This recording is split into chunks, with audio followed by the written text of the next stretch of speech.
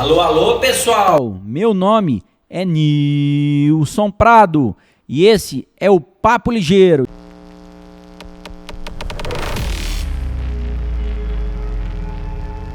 Diretamente aqui dos nossos novos estúdios em Rio Verde, eu tenho a honra em receber ele, que é formado em administração de empresa, é fundador da AgroSolar, empresa que atua no segmento de eficiência energética, tanto urbana quanto rural. É ele, Giovanni Djala Leffler. Giovanni, boa tarde e obrigado por estar aqui conosco no Papo Ligeiro. Boa tarde, Nilson. Obrigado pelo convite. A gente está aqui hoje, está falando desse tema tão importante para nós aí e para os seus seguidores aí, tá bom? Espero que a gente possa estar esclarecendo todas as dúvidas aí e compartilhando um pouco mais desse tema aí, tá bom? E eu espero que eu tenha falado seu nome corretamente. Perfeito. Giovanni, você tem uma longa trajetória quanto ao assunto da eficiência energética. Né? Já trabalhou e prestou consultoria em grandes empresas. Como é que foi o seu início e como é que você chegou a mexer com essa parte de energia elétrica? Tá, perfeito, Nilson. Eu tive uma passagem pela distribuidora de energia, né? Eu atuei 5 anos no segmento. Eu comecei diretamente na Enel, depois quando houve a troca da concessão para a Equatorial, e eu sempre trabalhei na distribuidora à frente de grandes projetos, né, de consumidores grupo A. São os grandes consumidores atendidos em média e alta tensão. Então eu tive o prazer e a felicidade de conduzir vários projetos aqui na região de Rio Verde, Mineiros, Itumbiara, nessa região sul, né, e também atender principalmente o público rural dessa região aqui. Quando eu saí da distribuidora, né, finalzinho de 2023, pelo fato da gente já conhecer os produtores, conhecer os clientes daqui, eu optei por seguir no segmento de energia solar, né? A gente sabe que energia é um tema que a gente vai falar hoje, a transição energética em si é um tema que cresce muito, mas mesmo sendo um mercado que tem muitos profissionais que atuam nesse segmento, né, é um mercado que em alguns aspectos ele carece de onde você precisa ir muito mais além do que vender um sistema solar, né? Precisa de uma consultoria completa. E quando eu abri minha empresa, quando eu saí da distribuidora, eu optei por abrir a minha empresa, eu optei por atuar no segmento solar, mas também no segmento de consultoria elétrica, né? Hoje, a nossa empresa, ela faz, além de grandes projetos, como projetos rurais, industriais e também residenciais e grandes usinas para comercialização, mas nós fazemos o gerenciamento da conta de energia para grandes consumidores aqui na região. E com um foco mais voltado, hoje, lógico, na área rural, né? Onde a gente consegue gerenciar, enviar as faturas, conferir essas faturas para o cliente. E com isso a gente consegue deixar o cliente focado no negócio dele. A gente cuida da fatura dele, faz esse gerenciamento e o cliente cuida do negócio dele.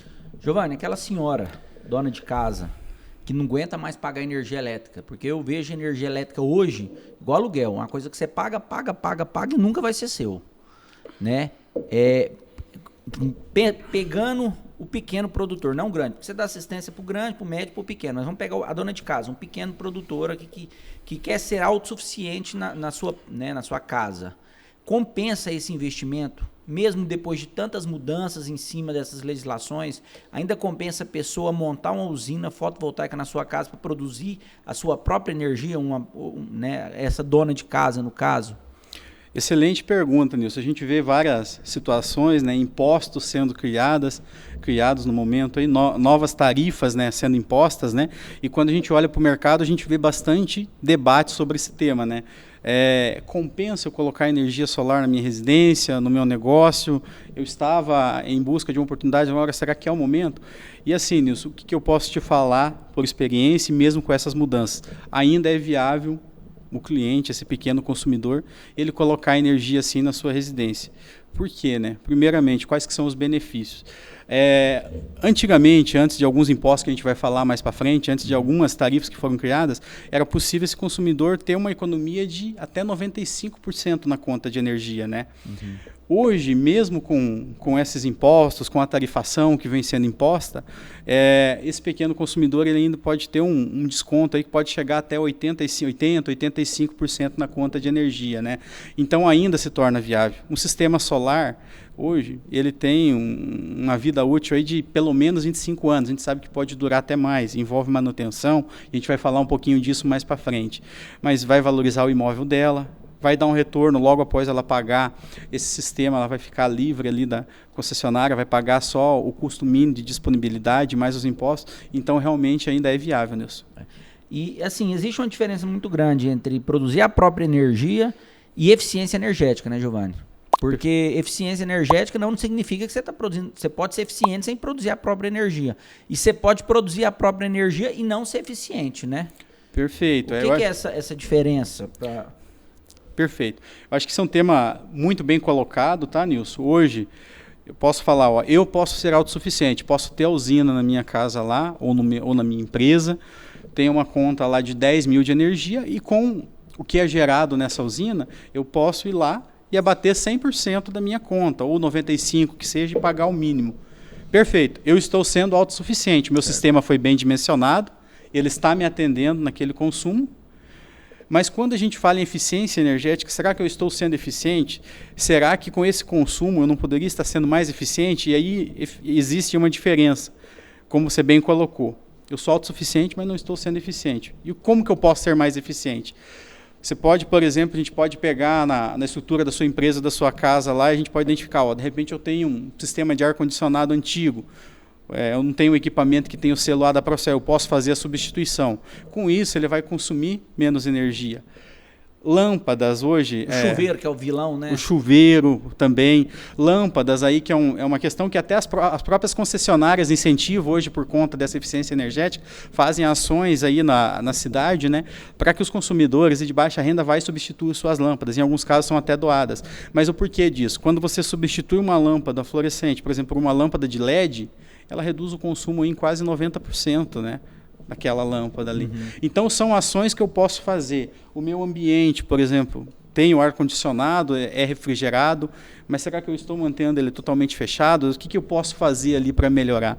Então, é um conjunto de ações que eu posso fazer para que eu seja mais eficiente, além de ser autossuficiente, né? Então, eu vou gerar minha energia, mas eu vou consumir menos. Tem que ser os dois, tem que produzir e tem que ser eficiente. Perfeito. E aquela senhora que está produzindo energia não gasta o que ela produz, aquela sobra, ela pode mandar para a casa do filho dela, Giovanni?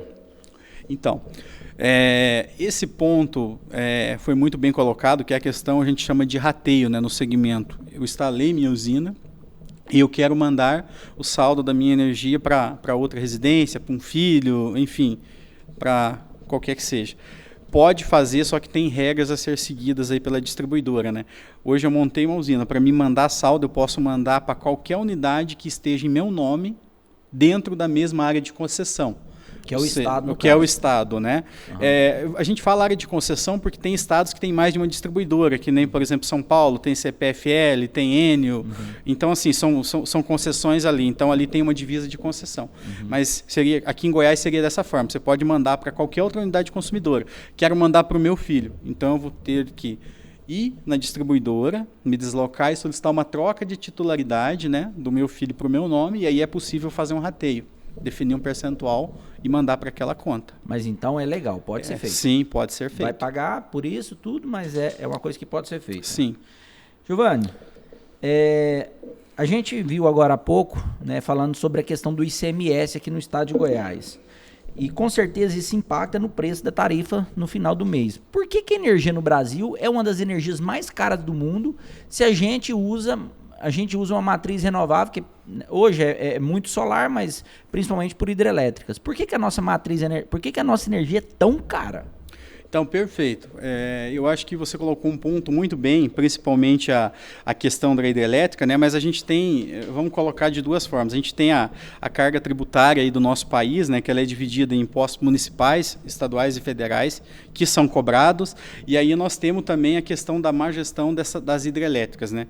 O que acontece, né? Sempre que baixa o nível dessas águas lá, aí vem a ONS, que é o Operador Nacional do Sistema Elétrico, né? E ele faz uma avaliação que pode ser que em um determinado período a energia que está sendo gerada não vai atender a população nos períodos de grandes picos, aí, período de seca, né? Então o que ela vai e faz? Ela vai e coloca lá as bandeiras tarifárias, né? E liga as termoelétricas. Perfeito. E aí isso encarece a conta do consumidor, né? E isso nada mais é que uma ação para barrar o consumidor para que ele gaste menos energia ali nesse período. Encarece a conta para que ele gaste menos, entendeu? Então tudo isso impacta no custo da energia, Nilson. Eu sou de uma época, eu acredito que você também, que nós tivemos aquela economia forçada de energia. Não lembro se foi na época de Fernando Henrique Cardoso, que não tinha energia para o país. E aí, quem ultrapassasse aquela faixa tinha que economizar 20%, 30%, não me lembro, pagava uma multa. Você lembra disso, Giovanni? Lembro, Nilson. Perfeito. A gente vai até falar um pouquinho, porque até parte da privatização, a ANEEL, a gente vai falar um pouquinho mais à frente, começou no governo FHC. Então foi muito bom você tocar nesse tema. Eu queria sair um pouco dos pequenos, que a gente falou do pequeno consumidor, e já ir para o médio grande. O produtor, aquele consumidor de energia, aquele industrial, ele também tem formas de baratear o seu consumo de energia, seja através da própria geração ou através do mercado livre. É uma nova forma, um novo conceito que está se formando, vamos dizer assim, para comprar energia elétrica no mercado. Como é que funciona o mercado livre de energia para um médio industrial, aí, a pessoa que já tem um consumo alto e que talvez não quer montar usina fotovoltaica?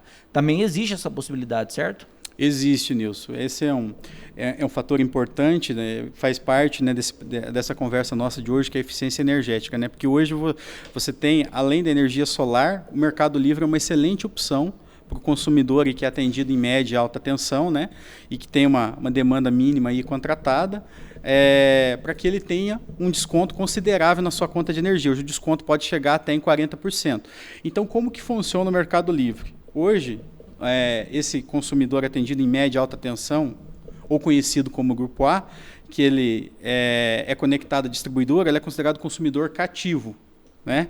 Então ele compra só da distribuidora. Mas a qualquer momento ali, ele pode acionar uma comercializadora de energia que vai comprar direto de uma transmissora ali, né? de uma geradora de energia, perdão. Ela vai ficar entre meio, a geradora e ele. E ele vai fazer uma transação direta, ou seja, ele vai sair da concessionária e vai passar a comprar direto daquela comercializadora. Por que isso beneficia a indústria, né? Isso ele não está gerando energia, ele está comprando do mercado. Perfeito, ele não está gerando energia. Não, aí ele não pode ter as duas opções, né? Uhum. Ou ele vai para o mercado livre ou ele monta um sistema de geração. Ele não pode ter os dois benefícios. Mas por que isso é importante para ele, né, Nilson? Primeiro, ele não fica refém da concessionária. Quando ele faz um contrato direto com uma comercializadora, comprando uma energia direto, ele fica livre também das revisões tarifárias que tem anual. Isso é só os grandes, no caso? Ou os médios também? Não, os médios também podem. Até 2022, existia uma normativa que falava que o cliente precisava ter uma demanda mínima de 500, uma demanda de carga contratada para ele ir para o mercado livre. Esse mercado foi alterando, foi descendo e hoje está em 100, a demanda mínima contratada, né? A tendência é que esse mercado vá se expandindo ainda mais e até o consumidor atendido em baixa tensão, pode ser que mais para frente ele possa optar também para ir para o mercado livre. Posso só fazer um adendo aqui na Inglaterra, hoje você compra energia pelo aplicativo. Você fala, preciso de 100 kW, vou lá, a empresa A está mais barato do que a B. Você vai lá e compra. É um tipo de compra de negociação entre cliente e fornecedor também, né?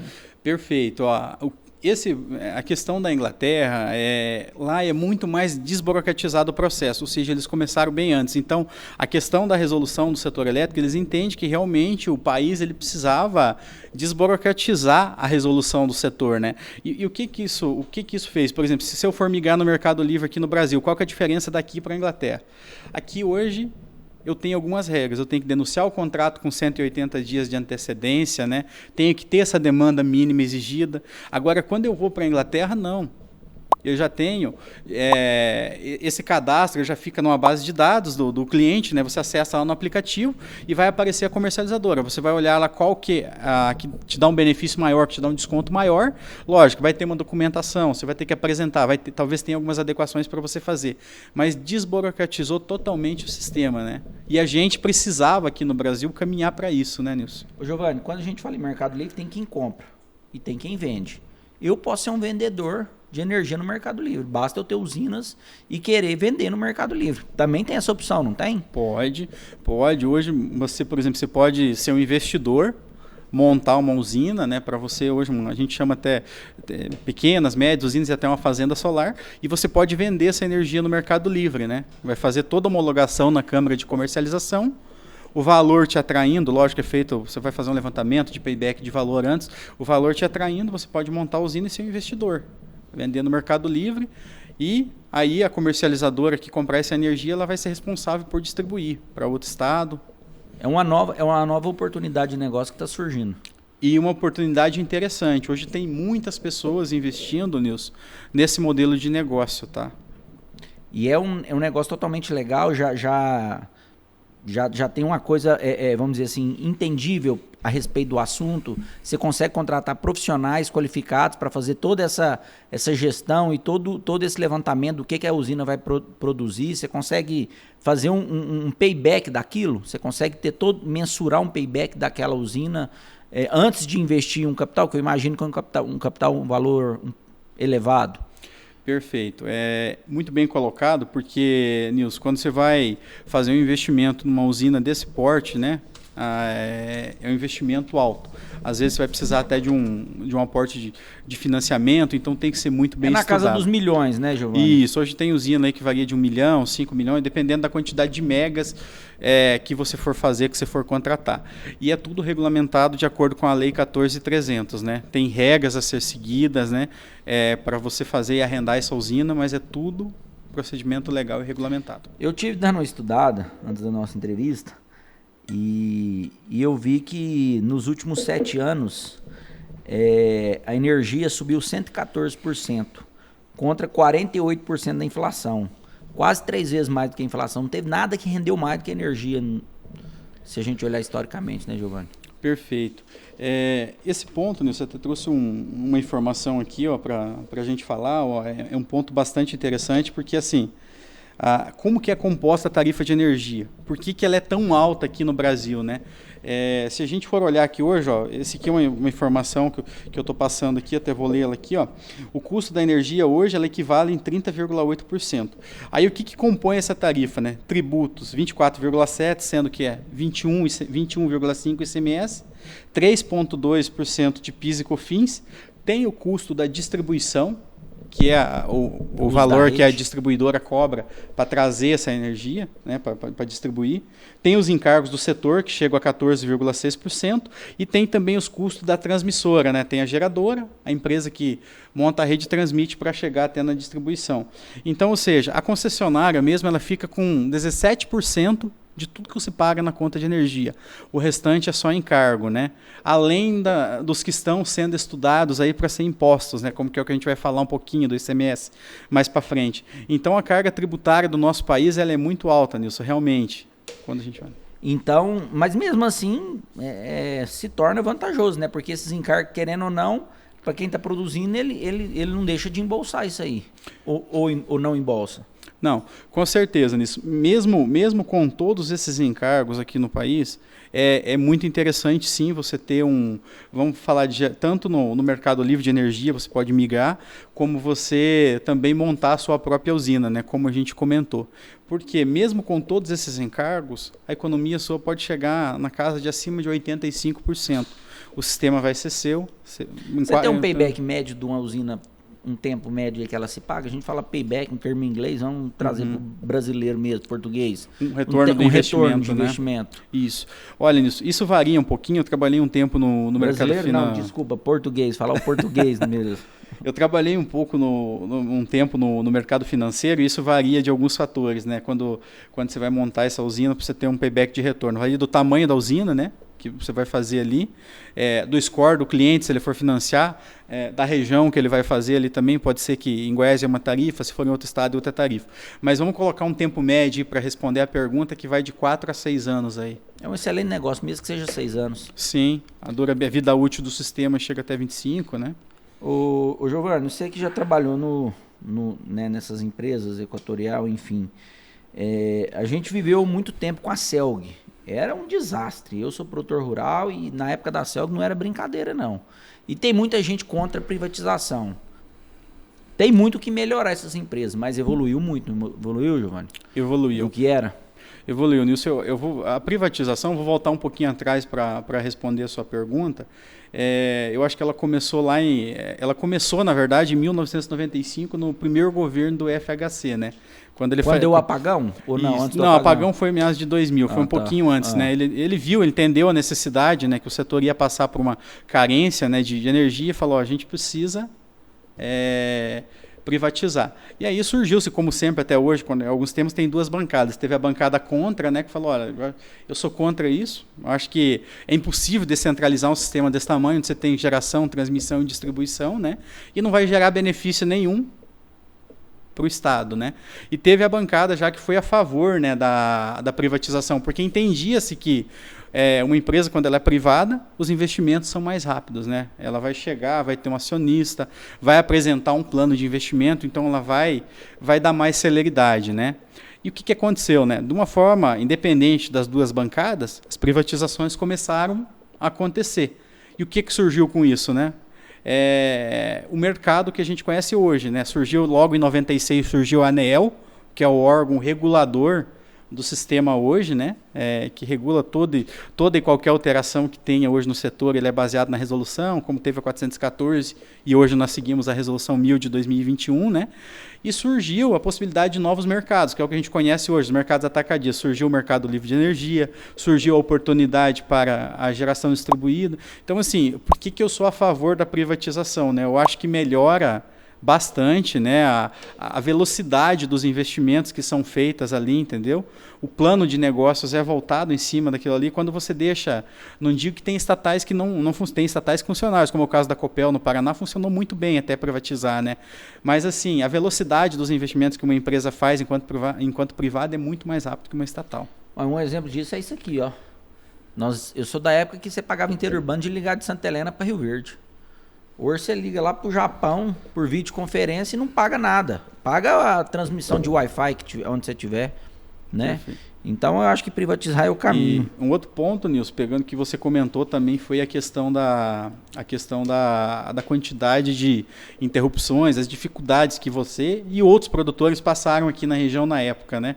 Falando um pouquinho dessa transição de CELG, Enel e Equatorial, né? Eu acho que a CELG, enquanto estatal, ela nos últimos 10 anos, ela investiu pouco no estado de Goiás, né? E com isso o sistema foi se sucateando. Hoje o sistema elétrico aqui do estado de Goiás, se você for fazer uma dimensão de tamanho dele, ele daria para dar 5 voltas em volta do planeta o cabeamento dele. Só a rede de Goiás dá para dar 5 voltas no... Perfeito. E a rede de Rio Verde? De Rio Verde eu não tenho essa informação do tamanho do dimensionamento dela. Porque a zona rural de Rio Verde é imensa, né? É gigante. E quando a gente fala em melhorar um sistema, investir em melhorar um sistema elétrico, é trocar o motor de um avião em pleno voo. Hoje, para você fazer uma obra de melhoria, arrumar essas redes que estão sucateadas, fazer melhoria de subestação, não dá para você chegar e falar, vou desligar hoje parte dessa área aqui de Aparecida e vou fazer tudo, vou desgastar. Não, tem regras. A resolução fala que você tem que avisar o cliente com prazo, né? Então a concessionária também tem que seguir essas regras, né? Fato é, a Enel assumiu, fez uma série de investimentos, né? Comprou a concessão por 5 anos. Esses investimentos trouxeram melhorias, mas ao prazo que ela comprou a concessão não foram significativos, né? Precisava de um prazo a mais. O governador veio e pressionou por conta dessas melhorias, né? E ela saiu e entregou, né? A Equatorial acabou comprando aqui. E qual que foi a vantagem, no meu ponto de vista, aqui da compra da Equatorial, né? Ela deu sequência nos investimentos que a Enel tinha feito. E já pegou uma casa mais arrumada. Já pegou uma casa mais arrumada, só que ela acelerou, tinha coisas que iam ser liberadas em, 10 anos, ela conseguiu trazer para 2, para 3 anos. Parte de equipes de emergência, ela privatizou, e se eu não me engano, Rio Verde foi a primeira cidade que ela escolheu para privatizar as equipes de emergência, que era tudo terceiro. Com isso ela passou a ter o controle, né?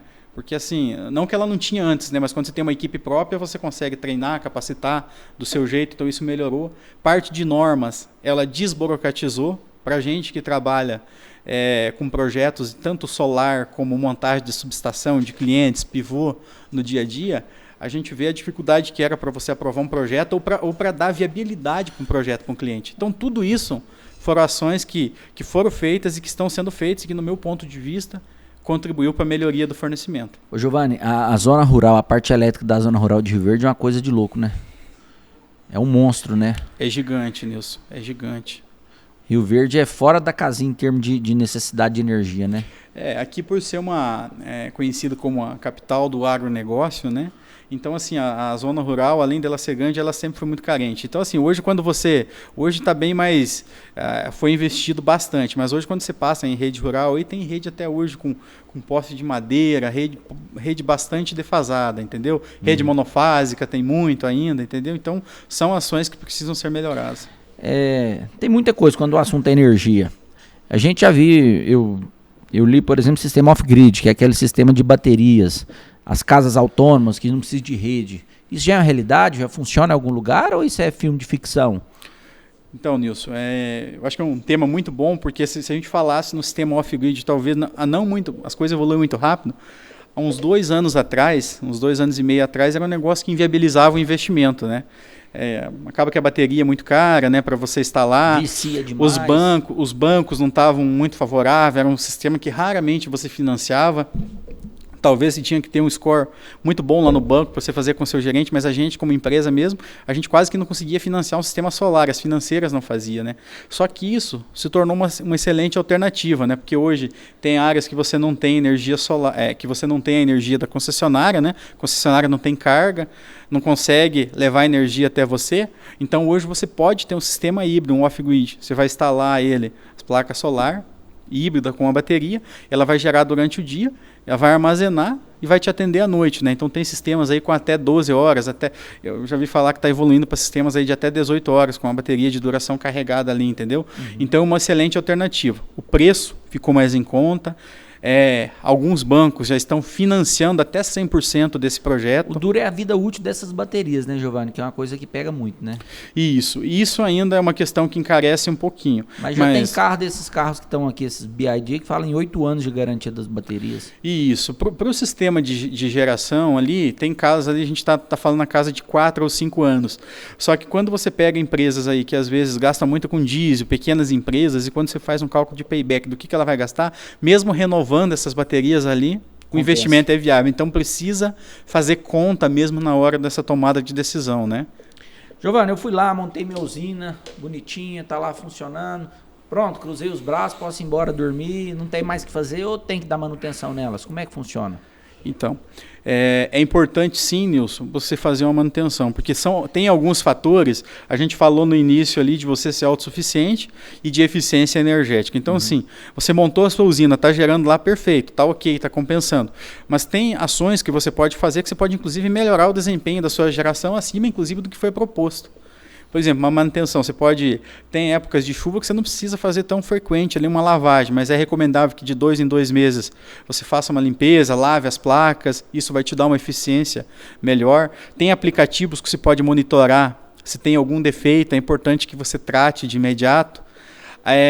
Em usinas médias ali que você tem a casa de inversores ali exposta ao tempo, isso aí é comprovado. Se você fazer uma casa de inversor, por exemplo, que você consiga refrigerar os inversores ali, colocar um ar-condicionado ali. A gente vê vários casos e relatos de cliente que aumentam até 15%, 20% a produção dele ali. Além do que aumenta a vida útil do inversor. Perfeito, além da vida útil. Então são ações que são recomendáveis, tá? Então a manutenção preventiva ela é importante. Quem tem usina e quem pensa em montar, é um custo que tem que estar... Tem que levar em consideração desde o início ali da montagem da usina. Na taxa de retorno. Isso. Até inclusive para você montar a usina, você tem que levar em consideração a distância, como que você vai fazer essa manutenção, isso é importante. Uma curiosidade. Segundo a CNN, foram gastos quase 40 bilhões de reais na construção de Belo Monte, que é a usina de Belo Monte. Pegando como referência um valor médio de R$11 mil por residência, com esses 40 bilhões seriam suficientes para montar quase 4 milhões de kits residenciais com geração própria. Ou seja, seriam 4 milhões de famílias deixando de pagar a conta de energia. Aí minha pergunta não é muito mais interessante, em vez de desmatar, tirar os índios do lugar, mudar a curva do rio, mudar o rio do lugar, ter um monte de corrupção envolvida nas construtoras, descentralizar esse dinheiro, dar condição de um monte de gente pegar esse dinheiro e investir nas usinas. A pessoa que está pegando, ela que vai gerir aquele negócio, porque ela vai ter que pagar aquilo ali, ela vai por juro, não é de graça. Você entendeu? E pegar aquele valor, e além do que ainda vai produzir mais energia do que a própria Belo Monte. Não é uma forma mais inteligente parar com isso aí de desmatar o meio ambiente para produção de usina hidrelétrica e colocar isso como solar? Com certeza, Nilson. Acho que você colocou muito bem. Essa usina aí que você citou, essa hidrelétrica de Belo Monte, além de tudo que você falou, eu lembro dos impactos dela que ela teve na época, né? Por exemplo, um dos impactos que ela teve lá, ela teve a morte de quase 16, dessa usina aqui em específico, 16,2 mil toneladas de peixe para essa usina. Aí essa usina, por exemplo, é numa região que onde a população, o peixe lá é um meio de trabalho, eles pescam muito, né? Aí vende esse peixe. Então é um meio de vida, né? Então aí já começou atrapalhando, né? Na questão do ciclo natural da situação, né? Depois ela reduziu a evasão do rio, né? Então agravou a seca. Novamente, e ela não produz o ano inteiro, essa usina. Perfeito, não produz o ano inteiro. Certo? Perfeito. Então, assim, em cima de tudo isso que você falou, a gente vê outros relatos aí, por exemplo, em alguns casos de hidrelétricas que estão sendo montados.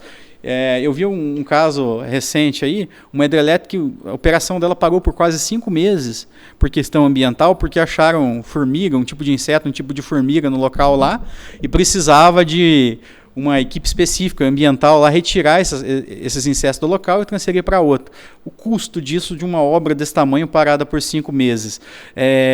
Isso aí são alguns cenários que a gente vê de impactos no meio ambiente e de impacto de dinheiro, de investimento que gasta ali. Quando a gente fala em democratizar, com certeza, Nilson, se você monta uma fazenda solar, por exemplo, com esse investimento, você não necessariamente precisava montar uma fazenda num único local. Você poderia descentralizar em vários estados ali. Brasil inteiro. Distribui no Brasil todo, com um custo de operação menor, a manutenção de uma fazenda solar. Você sabe que uma usina é muito mais em conta para você fazer, para você fazer essa manutenção posterior. Então, assim, o impacto ambiental é muito menor também, porque agride muito menos o meio ambiente, né? Então, é renovável, energia limpa. Eu fui na Holanda ano passado, e eu chegando de avião lá, ali em Amsterdã, você vê as produções de energia eólica dentro do mar. Sistema de produção eólico dentro do mar. Aquele sistema de catavento, não na terra, no mar. Mas era muito, sei lá, 5 mil, 10 mil, muita coisa mesmo. Sistema de produção de energia fora do mar. Então, assim, como lá fora eles já estão lá na frente, né? Enquanto nós aqui ainda estamos caminhando. Não tem recurso bancário. A verdade é que não tem recurso bancário hoje para montar usina fotovoltaica.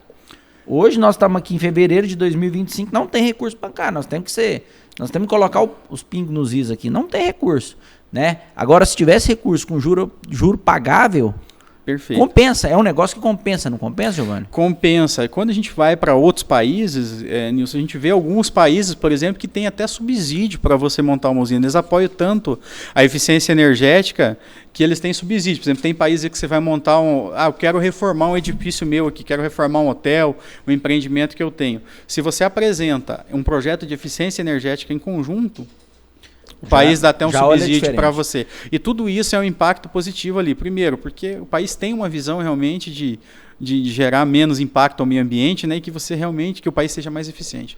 Giovanni, já caminhando para o final, essa pergunta é de praxe, eu faço para todos os empresários. Eu tenho conversado com bastante empresário, o pessoal está bem desanimado aí, 2025, 2026, esse rumo desse país nosso, o pessoal não sabe como é que vai ser a política. E o seu ânimo como empresário, como é que você está para 2025, 2026? Você está animado? Você está vendo uma melhora? Você está pessimista? Qual que é a sua perspectiva em relação a esses próximos 2 anos? Entendi. Nilson, olha, tem sido difícil realmente, a gente que trabalha na ponta, que é empresário no dia a dia, principalmente a gente não tem como falar disso não indo um pouco para o âmbito político, né? E aí vem normas, vem regulação. Para a gente que trabalha nesse segmento de energia solar, teve a questão do ICMS realmente que veio, são questões que foram impostas aí, a gente conseguiu brigar, agora tem uma liminar que até postergou. Então são situações assim que no dia a dia, né, ela, de certa forma, ela desestimula um pouquinho você ali, a trabalhar. Mas como a gente entende que energia, que o segmento nosso A gente vai estar ajudando a construir um futuro melhor, né? A deixar as empresas ali mais eficientes, né? Então a gente acredita que vai melhorar, acredita que vai passar. A gente tem brigado muito por isso, né? A gente agora, como população, em alguns temas que saem, a gente tem ido até para a rua, né? Discordando do governo, indo para cima, como foi o caso dessa lei específica do ICMS. Então a gente acredita que vai melhorar. Eu tô com medo de ir para a rua, viu? Realmente. Mas a gente acredita que vai melhorar, tá? E para encerrar, qual que é a energia do futuro? Nilson, com certeza a energia é renovável, né? A gente pode falar de biomassa, energia solar, hidrogênio verde. Eu acredito que são as fontes de energia, porque primeiro que ela não polui o ar, não degride, né? Então, assim, o investimento... Você acha que carro elétrico é uma tendência que vai ficar, Giovanni? Você acha que é uma coisa que não tem volta, não? Nilson, eu acredito que sim, né? Porque foi uma evolução, querendo ou não, foi uma evolução muito grande, né? Uma evolução tecnológica, né? A gente pegasse alguns anos atrás, que a gente voltasse aí uns 10 anos. Isso era o pessoal falava, ó, vai ter um carro elétrico, vai ser assim lá na frente. Talvez a gente até não acreditava, né? E hoje evoluiu para isso. E eu acredito que é uma tendência, eu acredito que vai continuar, vão ter evoluções, melhorias, né? Coisas que ainda estão sendo tratadas aí, mas eu acredito que sim. Giovanni, te agradeço por estar aqui conosco no Papo Ligeiro. Você não é vegetariano, não é? Não. No sul nós gostamos de uma carne, hein? Gosta de uma carne? Dá uma faca, quando você for cortar uma picanha, você lembra da gente lá, né, Denis? Ô, Nilson, obrigado. Muito obrigado pela oportunidade de estar participando aí, compartilhando um pouquinho do conhecimento aí, e a gente está à disposição. Eu que te agradeço por estar aqui conosco. Pessoal, com a graça de Deus, encerramos mais um capítulo da nossa história. Fui!